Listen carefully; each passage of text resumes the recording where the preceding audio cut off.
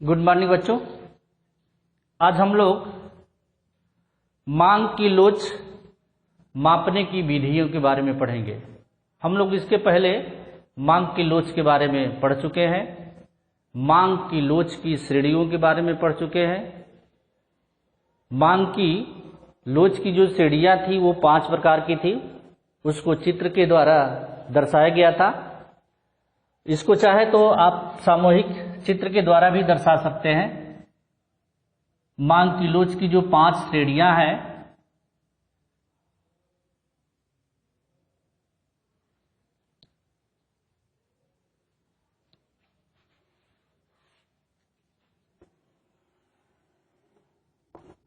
ये एक्स अक्ष हो गया, ये वाई अक्ष हो गया।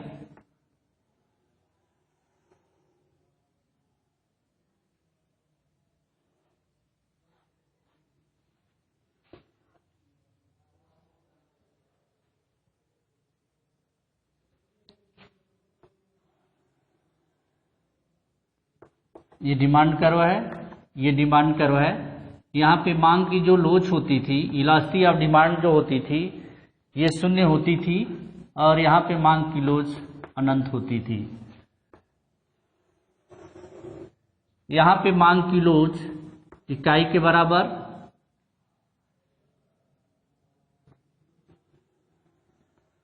मांग की लोच इकाई से अधिक और मांग की लोच इकाई से कम।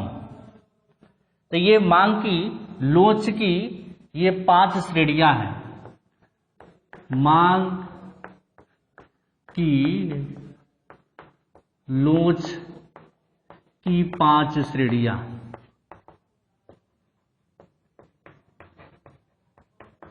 इसको आपको अलग अलग चित्रों के माध्यम से बताया गया है। इसको सामयिक रूप से भी एक साथ आप बना सकते हैं। ये कीमत हो जाएगी, ये मांग की लोच 0 है। ये प्रदर्शित करता है कि कीमत में कोई भी परिवर्तन ना हो, तब भी उसके मांग में कमी या वृद्धि हो। तो मांग की लोच, कीमत में परिवर्तन हो लेकिन मांग में कोई परिवर्तन नहीं हो तो मांग की लोच 0 होती है। और कीमत में कोई परिवर्तन नहीं हो और मांग में वृद्धि कमी होती है तो उस समय मांग की लोच इकाई के बराबर होती है। मांग की लोच इकाई के बराबर, मांग की लोच जो है अनंत होती है। मांग की लोच इकाई के बराबर कब होगी? जब कीमत में जितना परिवर्तन होगा उतना ही वस्तु की मांगी मात्रा में परिवर्तन होगा, तो मांग की लोच इकाई के बराबर होगी। उसी तरीके मांग की लोच इकाई से कब होगी? जब कीमत में परिवर्तन के फलस्वरूप मांग मात्रा में ज्यादा परिवर्तन होगा तो मांग की कीमत लोच इकाई से अधिक होगी, जस्ट उसके उल्टा इकाई से कम होगी। तो इस तरीके से ये मांग की लोच की ये श्रेणियां हैं जो हम लोगों ने इसके पहले वाले वीडियो में पढ़ा है। लेकिन आज हम लोग पढ़ेंगे मांग की लोच की मापने की जो विधियां हैं। तो जो पहली विधि है कुल व्यय विधि है, कुल व्यय विधि।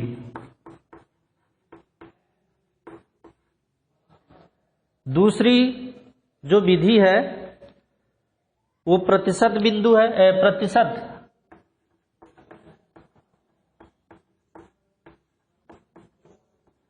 प्रतिशत रीति या विधि। और तीसरा है बिंदु रीति, बिंदु रीति या बिंदु विधि अथवा चाप विधि, अथवा चाप विधि। यानी मांग की लोच की जो मापने की जो विधियां हैं, ये 3 विधि है। ये कुल व्यय विधि है, प्रतिशत विधि है, बिंदु विधि है या बिंदु रीति है या चाप विधि है या प्रतिशत ऋतु है। ये प्रतिशत रीति, ये दूसरा जो है प्रतिशत रीति के द्वारा भी मांग की लोच को माप सकते हैं, कुल व्यय विधि के द्वारा भी मांग की लोच को माप सकते हैं और बिंदु रेखी विधि या बिंदु रीति विधि के द्वारा भी मांग की लोच ज्ञात कर सकते हैं। इसको बिंदु रेखी विधि भी कहते हैं, तीसरे को बिंदु रेखी विधि भी कहा जाता है। तो एक एक करके हम लोग पढ़ेंगे।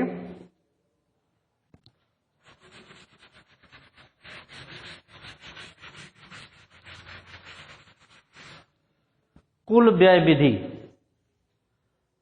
कुल व्यय विधि,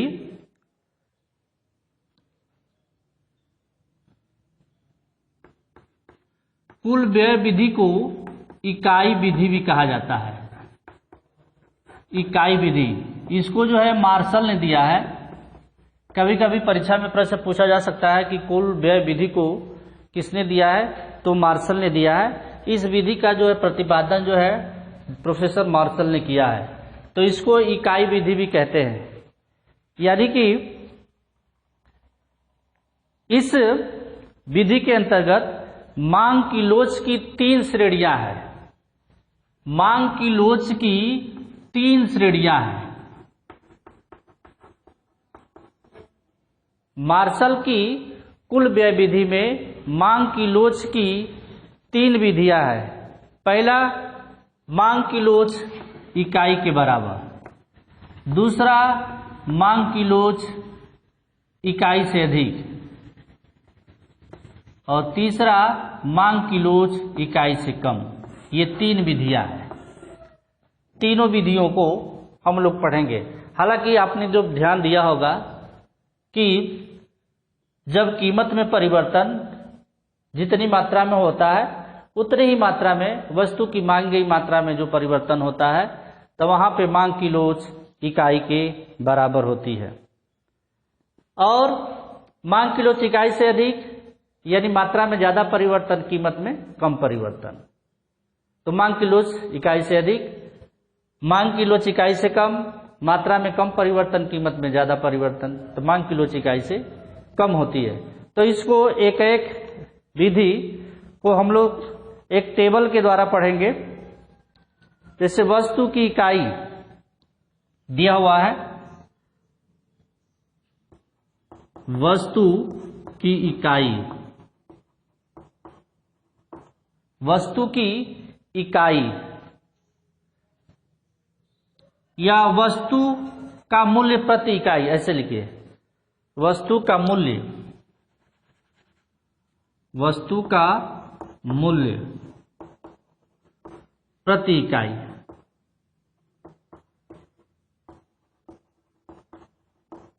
प्रति इकाई। दूसरा हो गया वस्तु की मांगी गई मात्रा, मांग लिख दिया गया, वस्तु की मांगी गई मात्रा। और दूसरा जो है कुल व्यय,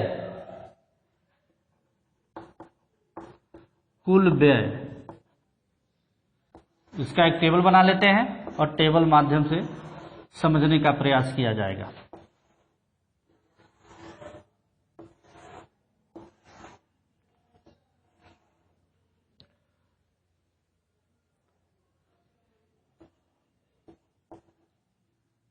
छः 4 8 दिया हुआ है।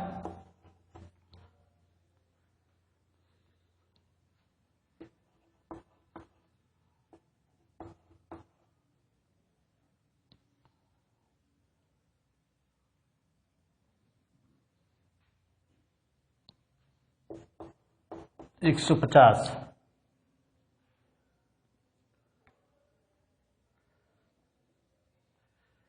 यहां पर लिख लेंगे मांग की लोच।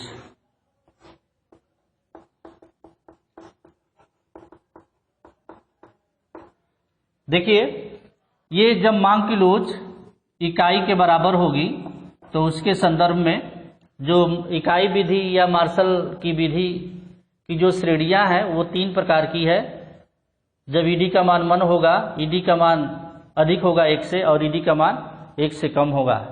तो पहला है वस्तु का मूल्य प्रति इकाई दिया हुआ है 4 रुपये, 6 रुपये, 8 रुपये, तो मांग 200, 300, 150 हो रही है। यानी विभिन्न कीमत है और उस कीमतों पर वस्तु की मांगी गई मात्रा को प्रदर्शित किया गया है।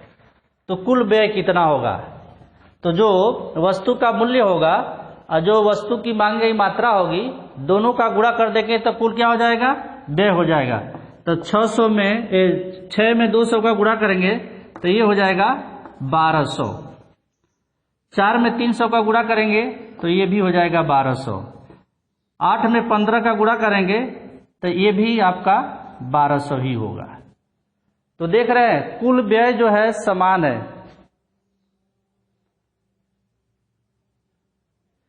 तो ऐसे स्थिति में जो मांग की जो लोच होगी वो इकाई के बराबर होगी।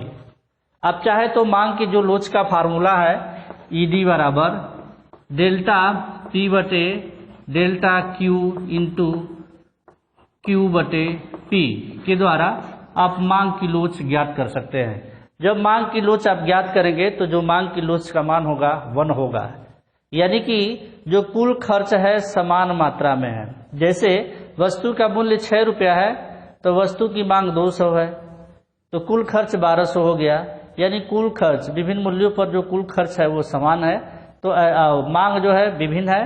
तो इस समय जब मांग की लोच जब आप ज्ञात करेंगे तो उसका मान 1 होगा।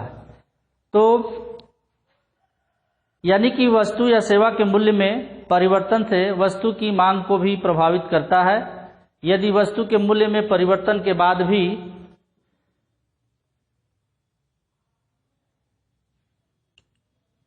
वस्तु के मूल्य में परिवर्तन होने के बाद भी कुल व्यय में जो परिवर्तन है वो स्थिर हो, तो ऐसे स्थिति में जो मांग की जो लोच होगी वो इकाई के बराबर होगी।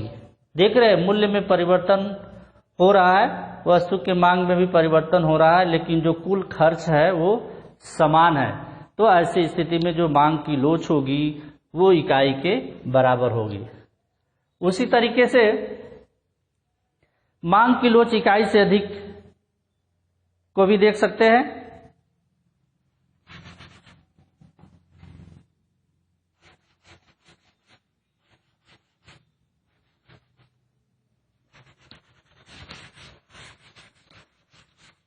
जो दूसरी जो श्रेणियां है मांग की लोच इकाई से अधिक, मांग की लोच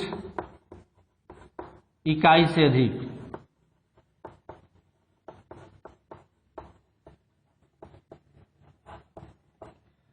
अब जो मांग की जो लोच होगी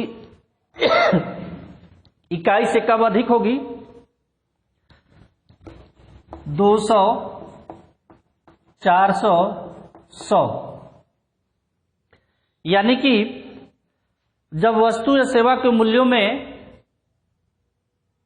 वस्तु या सेवा के मूल्यों में जब परिवर्तन होता है तो इसका प्रभाव यह होता है कि वस्तु या सेवा के कीमतों में कुछ वृद्धि कर देता है, तो जिससे कुल व्यय में कमी आ जाती है। जैसे 6 दूना 1200 हो जाएगा, 4 चौके 1600,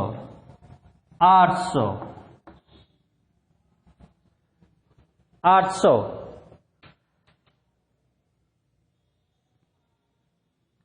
यानी मूल्य में कमी एवं वृद्धि से कुल व्यय में जो कमी और वृद्धि होता है, तो ऐसे स्थिति में वस्तु की जो मांग की लोच होगी वो इकाई से अधिक होगी। देख रहे हैं जब वस्तु का मूल्य 6 रुपया प्रति इकाई है तो उसकी मांग 200 रुपया है, तो कुल खर्च जो है 1200 रुपया है। जब वस्तु का मूल्य प्रति इकाई 4 रुपया है तो वस्तु की मांग जो है 400 रुपया है, तो ये 1600 रुपया खर्च हो जा रहा है। यदि वस्तु का मूल्य बढ़ जा रहा है तो वस्तु की मांग कम हो जा रही है, तो कुल व्यय जो है कम हो जा रहा है। तो ऐसी स्थिति में जो मांग की लोच होगी इकाई से अधिक होगी। देख रहे हैं कुल व्यय में जो परिवर्तन है अधिक एवं कम है, तो इस पे जो मांग की लोच ज्ञात करेंगे फार्मूले पर, तो मांग की लोच इकाई से अधिक होगी। इसी तरीके से मांग की लोच इकाई से कम, तीसरे जो स्थिति होगी मांग की लोच इकाई से कम, तीसरा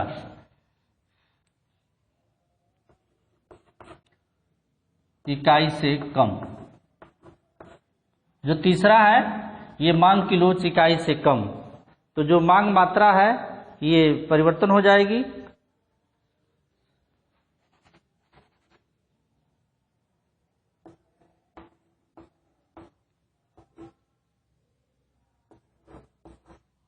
एक 180,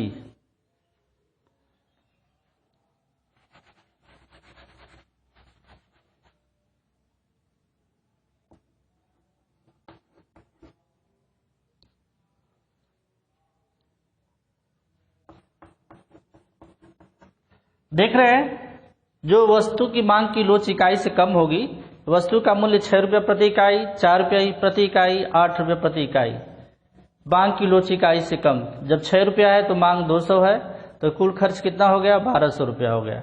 जब वस्तु का मूल्य कम हो जा रहा है तो मांग जो है 225 हो जा रही है, कुल खर्च जो है 900 रुपया हो जा रहा है। जब 4 रुपये से बढ़ करके कीमत पुनः 800 रुपये हो जा रही है तो कुल मांग जो है 180 रुपये हो जा रहा है, तो कुल खर्च कितना हो जा रहा है? 1480 रुपये।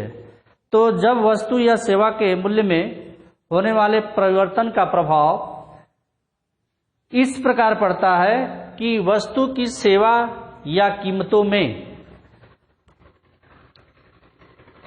कमी होने से कुल व्यय कम या कुल व्यय में वृद्धि हो जाती है, तो ऐसे स्थिति में जो मांग की जो लोच होगी वो इकाई से कम होगी।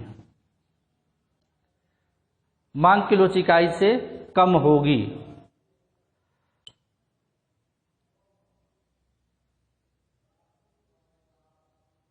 तो इस प्रकार से ये कुल व्यय विधि के द्वारा मांग की लोच को 3 श्रेणियों में विभाजित किया जा सकता है। मांग की लोच इकाई के बराबर, मांग की लोच इकाई से अधिक, मांग की लोच इकाई से कम। अब हम लोग प्रतिशत विधि के द्वारा भी देखेंगे मांग की लोच।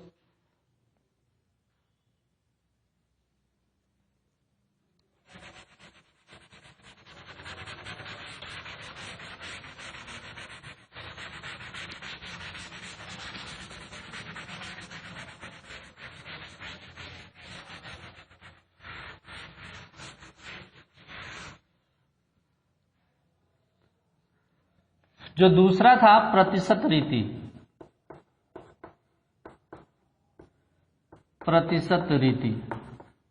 परसेंटेज मेथड,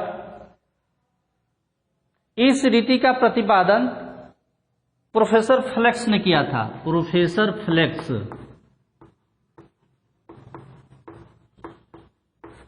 ये भी याद होना चाहिए कि जो प्रतिशत रीति है, इस विधि का या रीति का या इस नियम का प्रतिपादन किसने किया? तो प्रोफेसर जो है फ्लक्स ने किया था।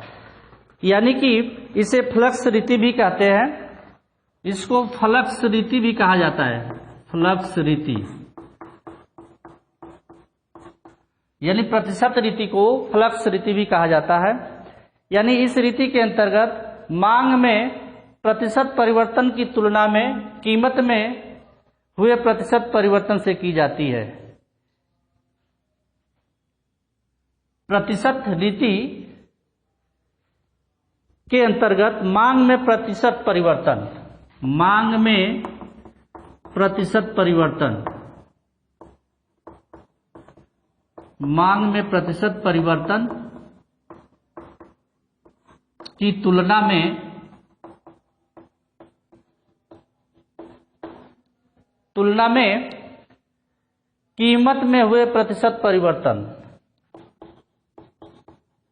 कीमत में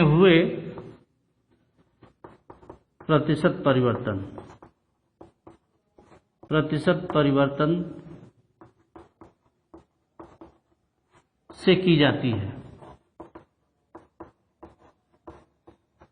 यानी मांग प्रतिशत जो रीति है, किसी वस्तु के मांग में जो प्रतिशत परिवर्तन होता है उसके फलस्वरूप वस्तु की कीमत में जो प्रतिशत परिवर्तन होता है इससे तुलना की जाती है। तो मांग की मूल्य सापेक्षता बराबर होगा मांग की मूल्य सापेक्षता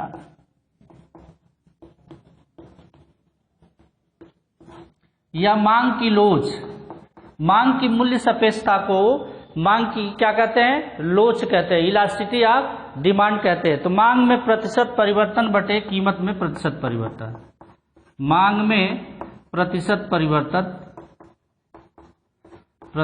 परिवर्तन बटे कीमत में प्रतिशत परिवर्तन।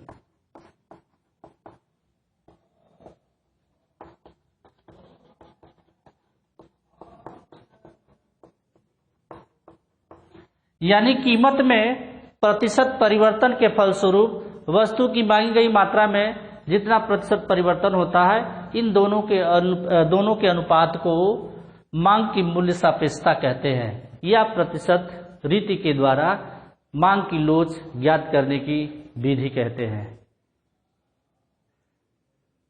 इसको ऐसे भी लिखा जा सकता है, ईडी बराबर, अगर हिंदी में लिखना चाहते हैं तो मांग में परिवर्तन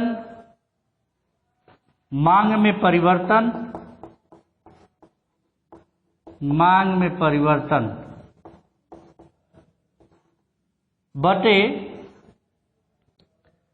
कीमत में परिवर्तन से पूर्व मांग बटे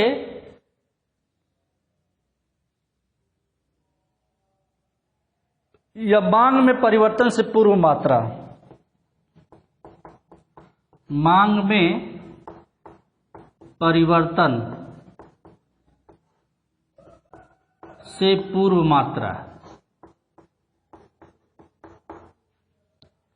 यानी कि मांग की मूल्य सापेक्षता प्रतिशत रीति के द्वारा मांग में परिवर्तन बटे मांग में परिवर्तन से पूर्व मात्रा बटे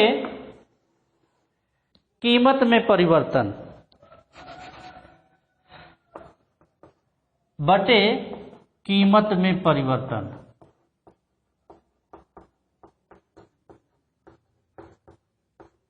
बटे कीमत में परिवर्तन से पूर्व कीमत, या इसको परिवर्तन से पूर्व कीमत लिख, परिवर्तन से पूर्व कीमत, यानी मांग की लोच को ऐसे परिभाषित कर सकते हैं। इसको गणितीय भाषा में भी लिख सकते हैं, मांग में परिवर्तन, यानी मांग में परिवर्तन को डेल्टा क्यू से प्रदर्शित करते हैं, डेल्टा क्यू बटे मांग में परिवर्तन से पूर्व मात्रा, इसको क्यू से प्रदर्शित करेंगे,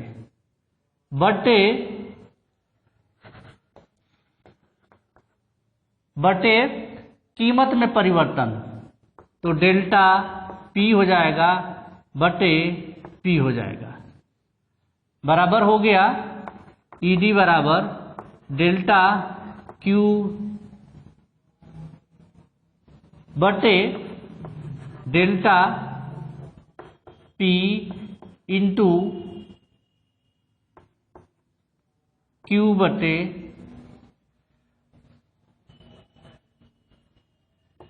पी बटे क्यू।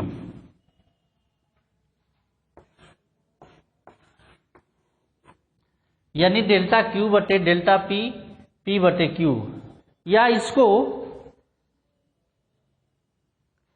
डेल्टा जो प्रदर्शित करता है ये परिवर्तन को प्रदर्शित करता है, परिवर्तन, यानी कि जैसे Q1 difference Q1 minus Q2 को डेल्टा Q से प्रदर्शित करेंगे, P1 माइनस P2 या डिफरेंस करके भी लिख सकते हैं, तो डेल्टा P से प्रदर्शित करता है।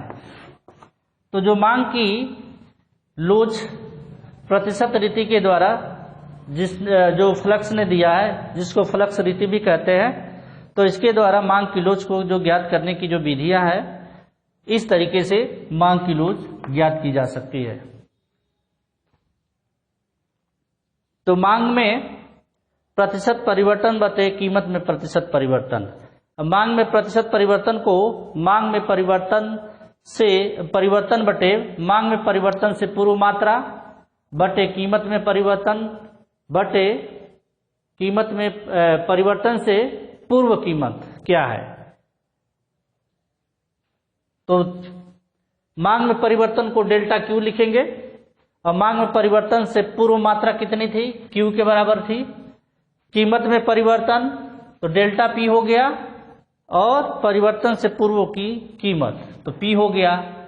तो इसको कैलकुलेट कर लेंगे तो डेल्टा क्यू बटे डेल्टा पी इंटू पी बटे क्यू, या इस वाले फार्मूले को ऐसे भी लिखा जा सकता है, ईडी बराबर पी बटे क्यू इंटू डेल्टा Q बटे डेल्टा P, इस तरीके से आप लिख सकते हैं। ध्यान देना है कि P ऊपर होगा, नीचे Q होगा, तो यहाँ पे Q ऊपर हो जाएगा, P नीचे हो जाएगा डेल्टा पे।